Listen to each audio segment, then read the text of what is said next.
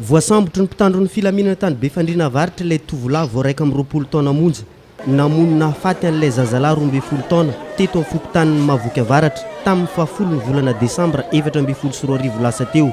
Loharanom-baovao tamin'ny tsara sitrapo tany an-toerana no nahazahoana izao vokatra izao.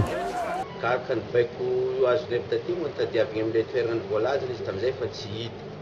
Fa tato afara tamin'ny sabotsy zay tamin'ny olona tsara sitrapo nisy zany nagnome vaovao fa hoe tonga eto ifampitadiavina re tamin'ndraiky andro iny.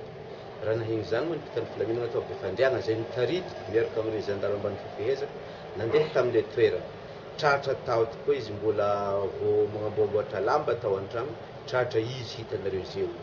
Tsisy famaliana, tsisy famaliana na tamin'ny fianakaviany na taminazy. Ary izy koa tonga dia niaiky fa hoe ary niaiky fa diso tsy hagnano zany izy.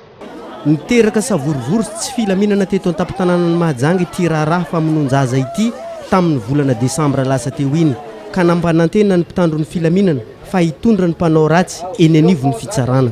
Raisana manokana tao fampanoavana mikasika an'io raharaha io. Tsara patsahivina fa raharaha von'olona zio ary nisy akony tamin'ny filaminam-bahoaka teto Mahajanga ka ho raisin zareo io. Matokisa ny fanjakana atsika manao ny asa ny fanjakana, miaro ny vahoaka ny fanjakana, miaro ny vahoaka sy ny fananany ka izy io vokatra azo tsika.